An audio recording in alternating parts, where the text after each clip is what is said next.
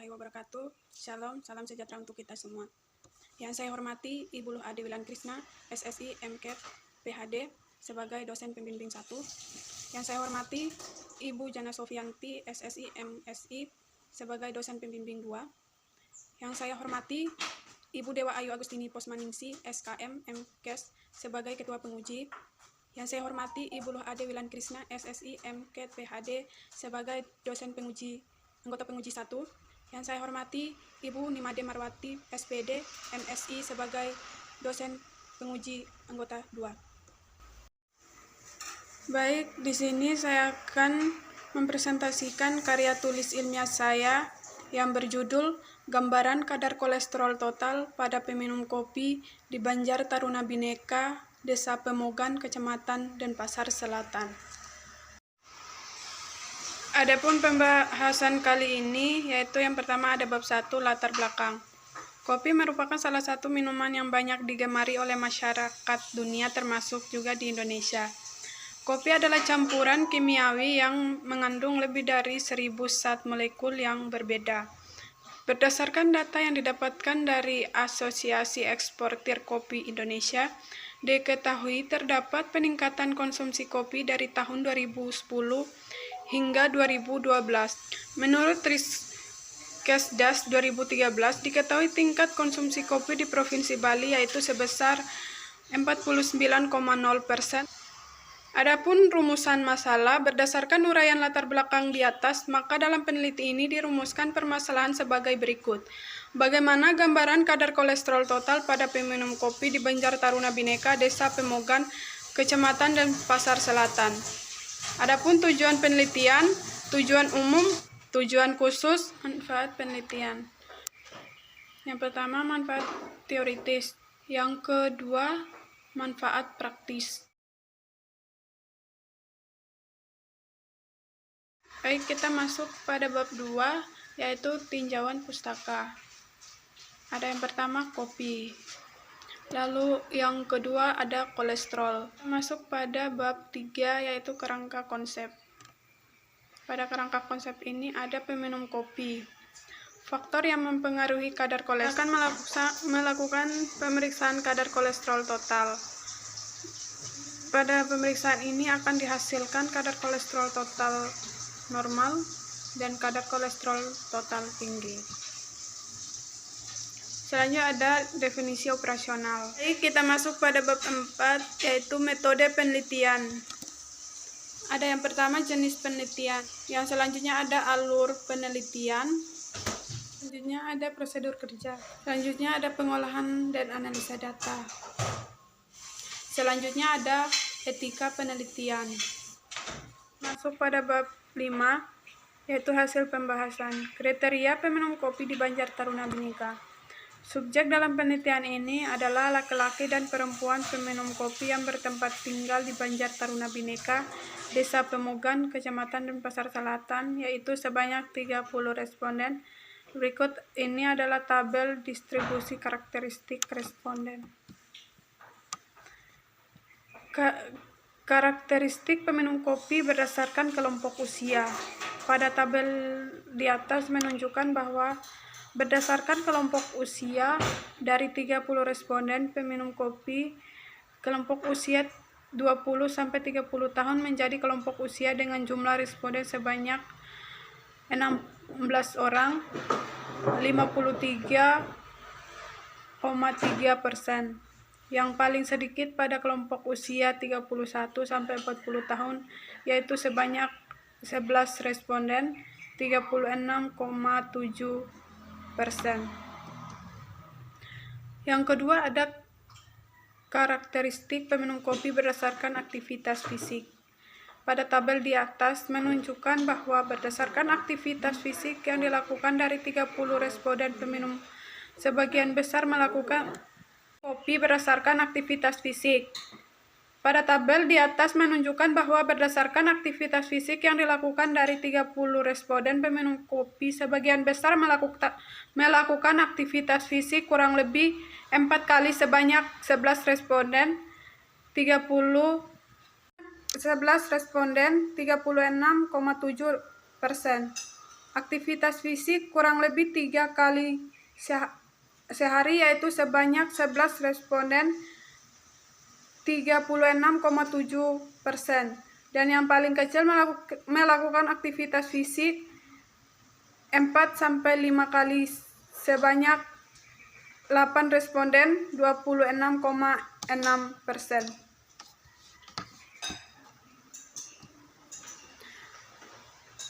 Yang ketiga, karakteristik peminum kopi berdasarkan banyaknya konsumsi kopi. Pada tabel di atas menunjukkan bahwa berdasarkan banyaknya kopi yang dikonsumsi dari 30 responden peminum kopi, sebagian besar mengonsumsi kopi sebanyak 4 kali 5 gelas, yaitu sebanyak 14 responden 46,7%, dan yang paling kecil mengonsumsi kopi sebanyak kurang lebih 4 gelas per hari, yaitu sebanyak 7 responden 23,3%. Selanjutnya ada kadar kolesterol total pada peminum kopi di Banjar Taruna Bhinneka.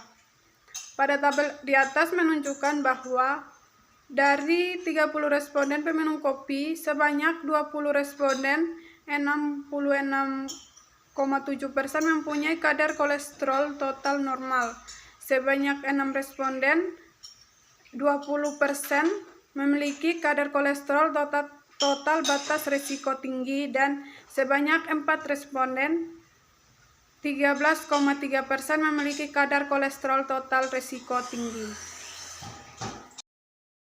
Kadar kolesterol total pada peminum kopi di Banjar Taruna Bhinneka berdasarkan usia.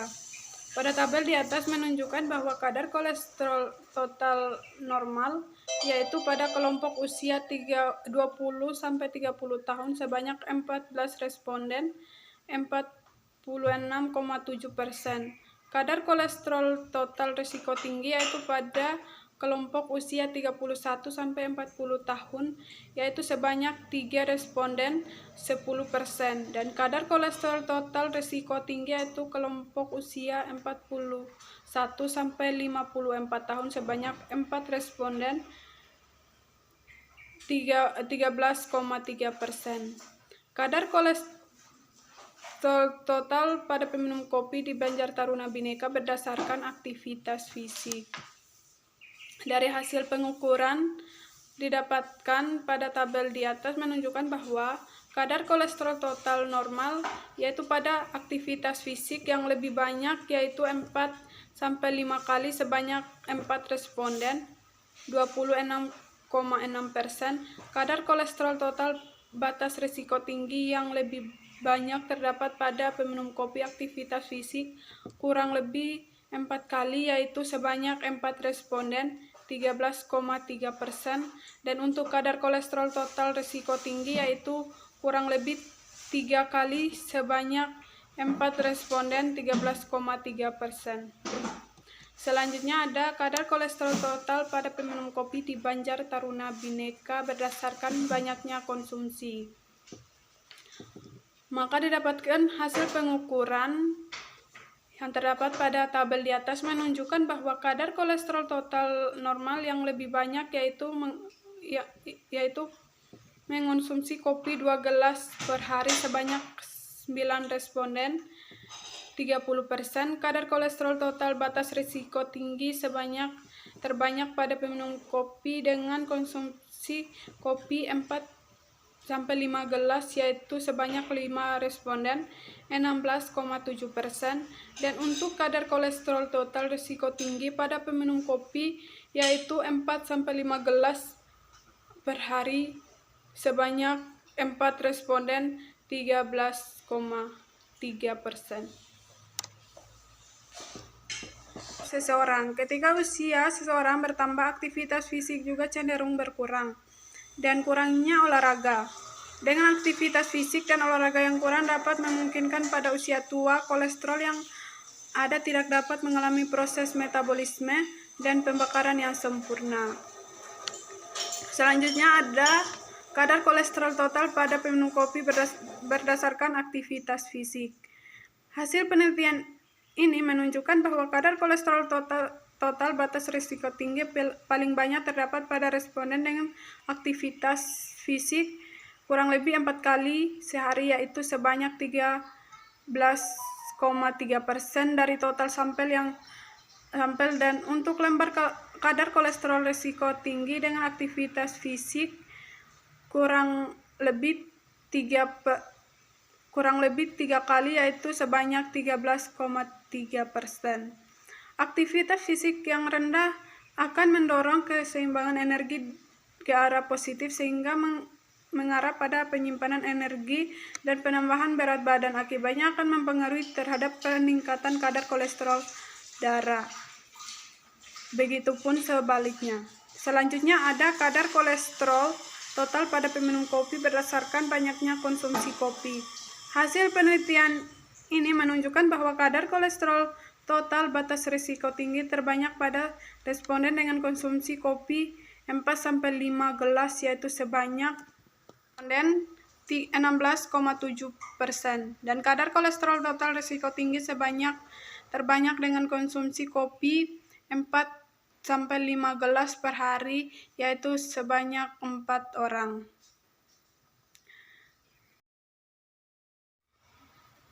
Baik, kita akan masuk pada bab 4, yaitu kesimpulan dan saran. Yang pertama ada kesimpulan. Berdasarkan hasil penelitian tentang kadar kolesterol total pada peminum kopi di Banjar Taruna Bhinneka, maka dapat disimpulkan bahwa